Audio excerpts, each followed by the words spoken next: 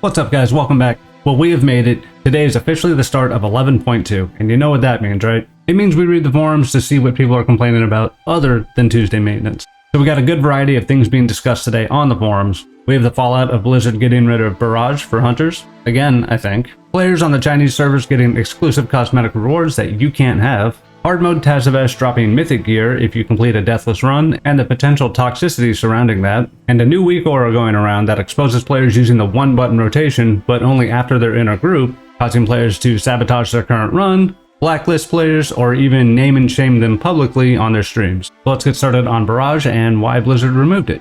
So the current topic on the WoW forums has nearly 650 posts in just about 5 days. And the vast majority of the comments here are people not happy with the change. There's one actual person defending this decision by Blizzard that began the discussion telling a Beast Mastery hunter that they haven't had Barrage for more than a patch now. And once linked the patch notes showing that Beast Mastery lost that spell in 11.2, she simply claimed that the person was playing suboptimally if they were using Barrage anyway, and that Misdirect is useless for Beast Mastery hunter. And the ultimate reason they kept falling back on was that it was a dead talent or niche and no one took it, and Blizzard shouldn't waste time tuning talents like that. I would say if it's a niche or dead talent, then Blizzard wasn't spending a lot of time tuning it anyway. And it is an iconic spell for hunters that even if people aren't using at the tippy top of competitive play, is something a lot of hunters, certainly a lot of hunters expressing their opinion in this thread, and I would agree, use it for delves and world content and even Mythic Plus despite it not being the optimal talent build. And certainly in a world where Blizzard keeps Single-Minded Fury as an intentionally dead talent in the Fury tree, I think there's room to keep Barrage in the game for hunters. Everyone else seems to prefer that they would at least like the option of having that spell, even if it's not the meta choice for any given spec or type of content.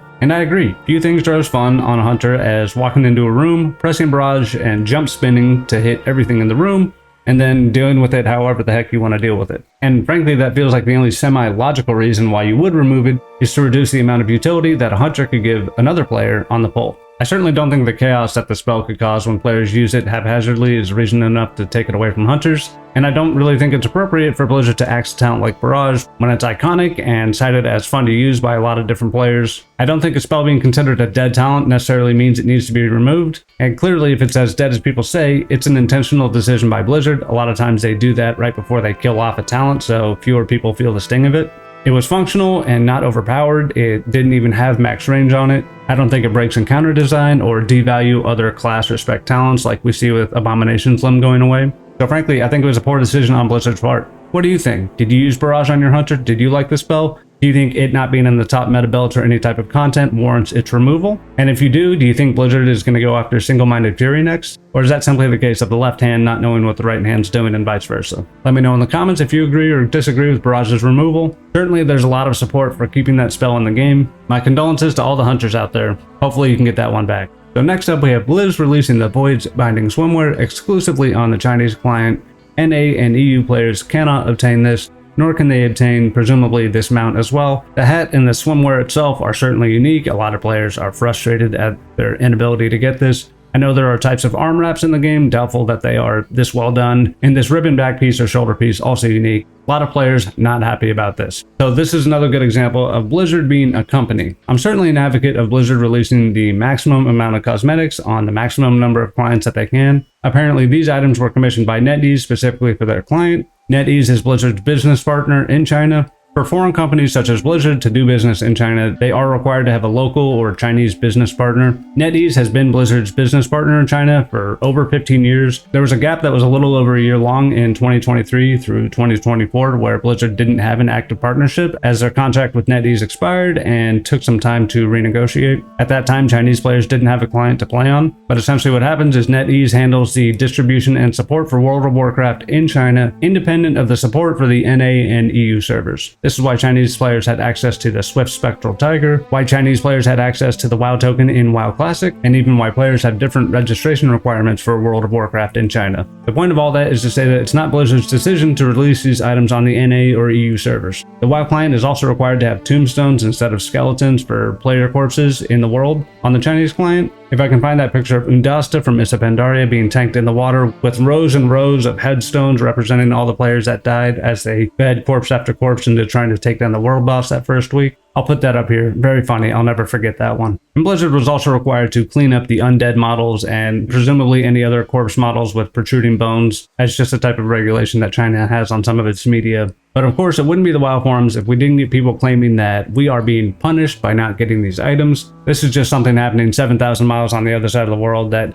since other players are getting something and we're not, we're being punished for it, clearly. Lots of claims like this, many such cases. Some more reasonable people pointing out that US and EU gets their own exclusive promotions that aren't necessarily available in China. The Hate-Forged Blaze cycle is something that apparently only the US got, maybe EU as well. Blizzard could certainly release their own beachwear down the line. In fact, I think there is some in the game already. Those just might be toys that I'm thinking of. But there are claims here that the items are copyrighted by NetEase, and so not something that Blizzard could just redistribute, even in a recolor. The only say they do have is probably not damaging the relationship with NetEase by throwing a fit on behalf of a few foreign players or people that can't have every collectible in WoW. We explored entitlement back in our FOMO video a couple weeks ago, where players just have to have everything, and so every bit of content needs to be nerfed to the point where they can do it, or that time-limited rewards or currency-gated rewards, etc. are unfair to players because a few people have the inability to control themselves. Frankly, I don't think throwing a fit about this is the way to go. I think expressing that you want to see items like this in the trading post or as promotional items is probably the way to go. But holding your breath and throwing a tantrum is certainly not the way to get what you want from a company. The whole of the Chinese player base are weighted infinitely more than a small number of people that are super upset about this. And even if Blizzard were to put their foot down and break their business partnership with NetEase, it's unlikely they would be able to retain these items and release them on non-Chinese clients, considering they don't own them. And to end on a positive note, presumably a real picture of somewhere in China. That's very cool. I think the trading post or our own promotional events, which we certainly get plenty of, are perfect opportunities to introduce new stuff like this. Hopefully we get stuff like this in the future, but if not, hey, that it is what it is, right? So let's talk about hard mode Tazavesh Deathless Run. So Tazavesh is a mega dungeon that came out at the end of Shadowlands. Mega dungeons are typically untimed and are equivalent to roughly plus 10 or higher Mythic Plus tuning, but given that they're untimed, there's a little bit more of an emphasis on mechanics and even one-shot mechanics in these dungeons to kind of replace the difficulty that you find with the urgency of trying to complete a key in an amount of time. We've had mega dungeons since Legion. We had the redesigned Karazhan, Battle for Azeroth had Mechagon, Shadowlands, Tazavesh, Dragonflight had Dawn of the Infinite, and we've even seen them retuned and broken into halves for various Mythic Plus seasons. I think ultimately people like the Mega Dungeon design. I think they like them even when they're translated into Mythic Plus. I liked both halves of Karazhan, I like both halves of Mechagon, but Blizzard has also gone a step further with the untimed version of these dungeons in that they implement a type of hard mode. This is typically a deathless run. To my knowledge, the Karazhan run wasn't deathless, but it was timed. I might be wrong on the deathless thing, but it certainly was timed. You had to do a series of events and then keep hitting certain boss checks to refresh your timer until you finish the dungeon. The Mechagon Deathless Run is something that me and my friends did. The way this functions is you get one shot per week. Once somebody dies, then you gotta try next week. Apparently the bypass for that had been to start a new lockout with a fresh alt and then have your team walk into that instance. Unsure if that was available for Mechagon. My team just tried for 2 or 3 weeks and we got it on the 3rd week, I think.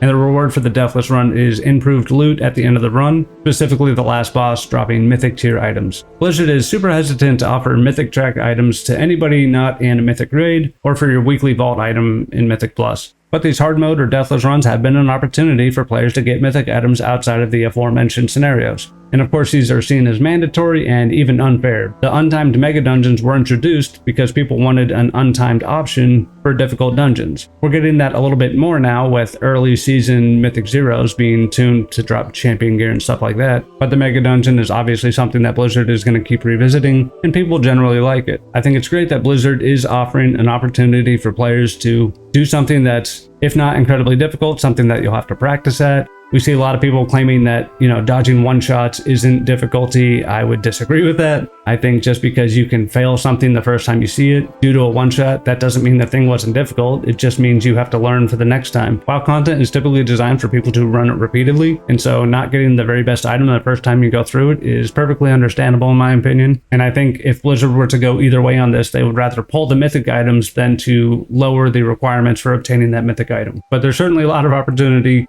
in this format for people to feel let down, feel bad about their own play, or feel like there's a toxic scenario going on in their group, even if someone innocently fails a mechanic or is just not fully prepared or prepared on the same level that the rest of the group is. And I think that's a player created problem. I think Blizzard offering good rewards in this scenario doesn't mean Blizzard creates this problem. I think players that pug all of their content are kind of setting themselves up to have these experiences. And that doesn't mean pugs shouldn't get the content, but certainly content done with a group of strangers is going to have more friction and be more confrontational than content done with a group of friends. And I think just because a lot of people participate in content like this in a pug format, that doesn't mean Blizzard needs to take away the reward or make it easier to get. Horrible idea, completely out of touch with how players actually engage with the game. It's probably hard to track the metrics between the number of pickup groups and the number of friend groups that participate in this content. You have accusations of Blizzard exploiting people's FOMO. You have people trading mythic gear as the reward for like titles and mounts and stuff like that. Really makes you wonder who's making decisions. This is just a dumb idea that nobody wants. I feel like there's plenty of people that want a mythic reward for doing something like this. There's no level of mythic plus dungeons that drop mythic track loot, and I think Blizzard's been pretty consistent on this since BFA. I think Legion was the last time Blizzard had the bi-weekly follower mission mythic piece of loot. That might have been Warlords and only Warlords, but I do remember that.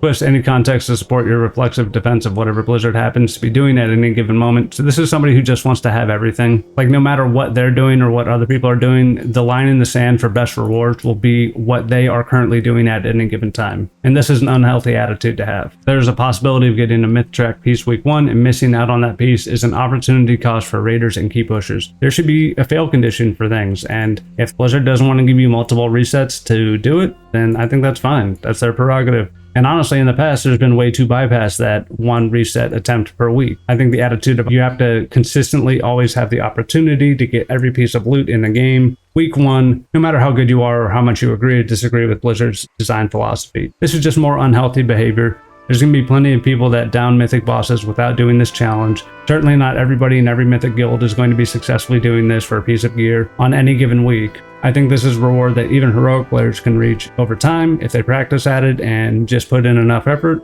Ultimately, all of the one-shots will be solved and figured out, and there'll be guides on it. And I don't think this is going to have a huge effect on mid to low tier cutting-edge guilds. I think all this does is emphasize that you should probably find a friend group and at least have measured and shared expectations of what you want out of the game. People are saying you should just move mythic gear to like plus 12s, where these are people that always want to have that line in the sand where they've crossed it, right? Oh, I can do plus 12s, or I did plus 12s last year, so, make the rewards drop from plus 12s, but not from this thing that is, out of my reach. And frankly, I think it's okay for something to be out of your reach. If you want to be a type of player that gets this done, you should try to find people that are similarly minded and be social with them and try to get in with the group. That's not really an option for people that just want to log in on Tuesday and form a pickup group for content like this. There will be plenty of pugs that get this done. Maybe not week 1. There'll be lots of friend groups that don't get this done on week 1. And I think the expectation of you should be able to log in and vet a group in 30 minutes for this type of content and then get it done. And if not, just keep trying until you're blue in the face. Blizzard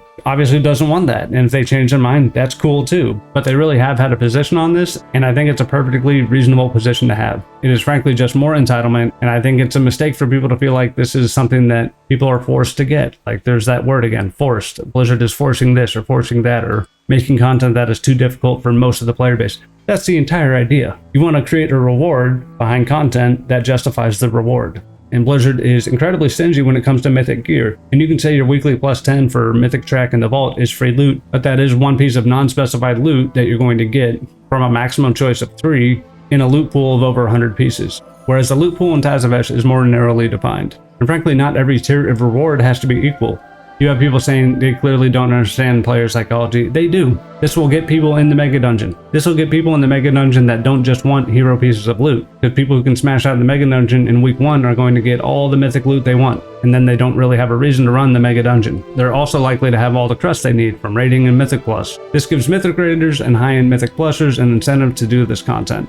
And it gives an opportunity and an incentive for non-mythic raiders, non-high-end mythic plushers to push themselves to get a better piece of loot, to get a second piece of mythic loot in a week where they would only get 1 from the vault. I think Blizzard understands player psychology much better than anybody. Like, they clearly do.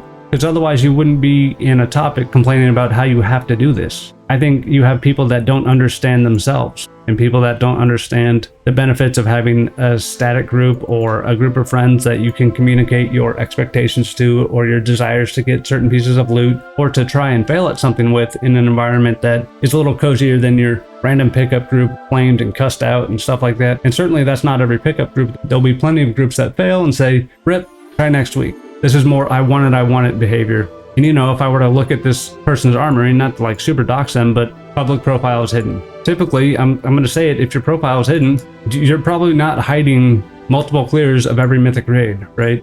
You're probably hiding that you weren't going to do the content in the first place. And I'm not trying to shame anybody that does it, but if you're moaning and pissing and shitting yourself and throwing a fit about stuff like this, the dissatisfaction is probably coming from somewhere other than the reward design that Blizzard has implemented for the current tier. I think a lot of people feel like called out when stuff like this happens, and I think frankly they're calling themselves out. They're saying, I know I'm not going to get this, when in reality nobody's inspecting you to see if you got this on week 1.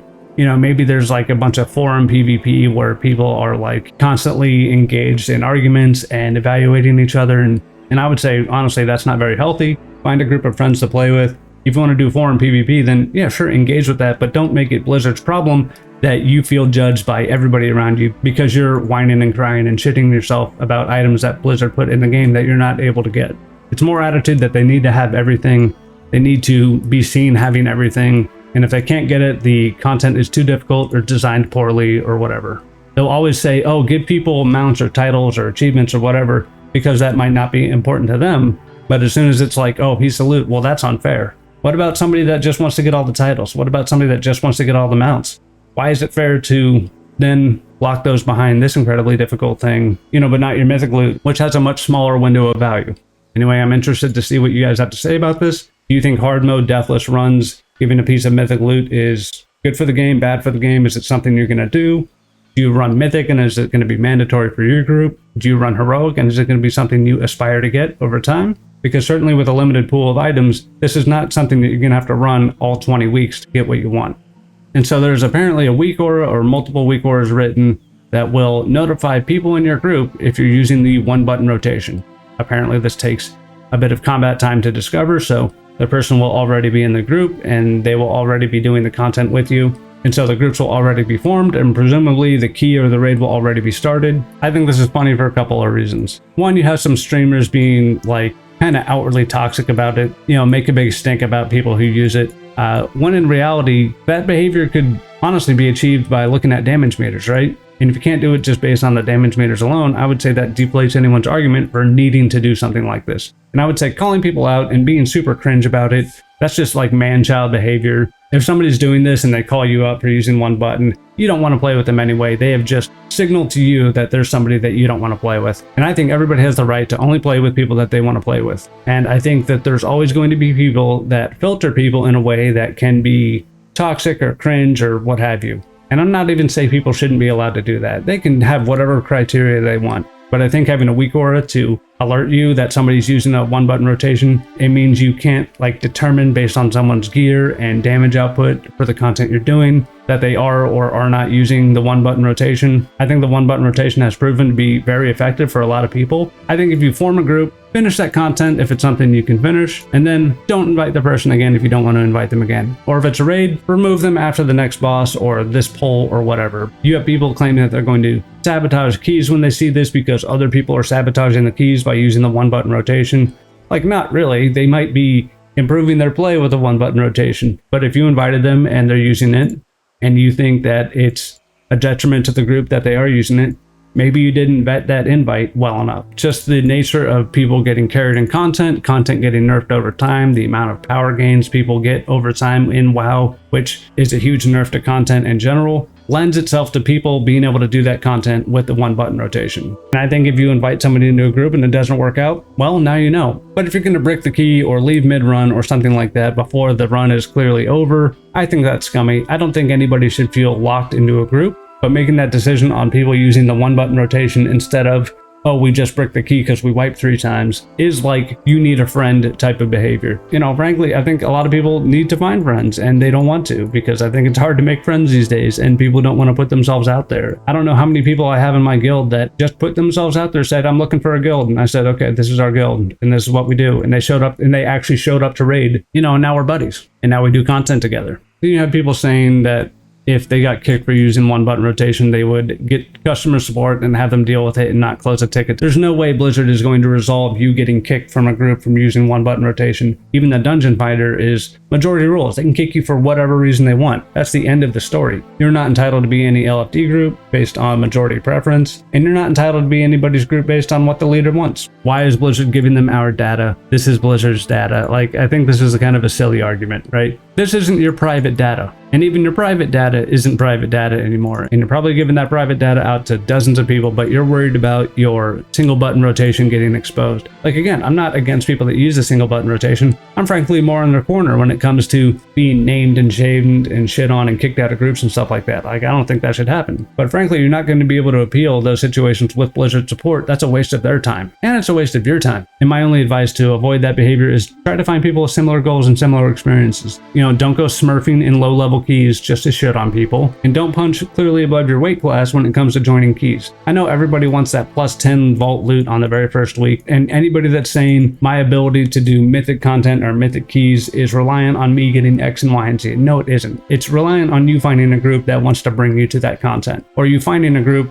of people that want to go to your group. I think too many people want everything in this game, and they either want it handed to them on a plate or they want a reason to blame it on everybody else, and nobody wants to take accountability for where they are in the game or in their social conditioning to the point where they can find a group of people that they want to play with and that want to play with them. Nobody wants to appear vulnerable in any capacity, whether it's being bad at the game or the inability to socialize correctly with other people. And anybody who's using a weak aura to like kick people from the group, they're in the camp of the inability to socialize correctly with other people. And if you're a streamer with 100 people watching you do this, that is crappy behavior and you are a crappy person. And people should tell you that. So I don't know if Dorky's doing that. Back when I used to watch Mythic Plus content, I used to watch Dorky and Growl, and you know, I had a good time doing that and they seemed cool. But if he's doing this kind of thing now, I think that's super crappy of him. Certainly, there's plenty of entitled people that just want to get in under the radar and get into a group and then get their reward and then get out and really just kind of use other people for their own means. I think it's important to find people you get on with. Don't push yourself to be in groups with people with wildly different expectations from you. Don't seek to be shitty to people. You know, bad things happen to bad people, and I think people treating other people poorly, intentionally and aggressively, even if that works for a short period of time, ultimately nobody's going to want to be around them. They're going to be sad people later in life, and I think subjecting yourself to conditions where people like that have the control and the power over you, I think people don't need to do that. I think there are plenty of good faith people that try to give other people a chance, but I don't think anybody that using a weak aura to further filter people is really doing that in good faith. I think they're just kind of being crappy people. At the very least, if you see somebody running that, you probably know not to run with them in the future if that's not the type of behavior you prefer. And you know, if you have a group of 4 people and you all love to use this add-on to scan who your 5th person is, and you might think it's harmless, you might just want to have fun and vet who your 5th person is and give yourself the best possible chance. But I think there's way better indicators you can look at before you put somebody in a group that can kind of tell you that information. And if you can't tell that information beforehand until that person's in group doing the content, maybe you're not doing content where that matters. But that's all I got for this one. Let me know what you guys think about any of the stuff we talked about today. I wish you all the best of luck with your Deathless runs, your Mythic Plus, your raids, your Kaiveza attempts, all that stuff. Make sure to sub to the channel, like the video, let me know what you think down below. I will see you in the next one, and of course, thanks for watching. I hope you have a great rest of your day or evening. Peace.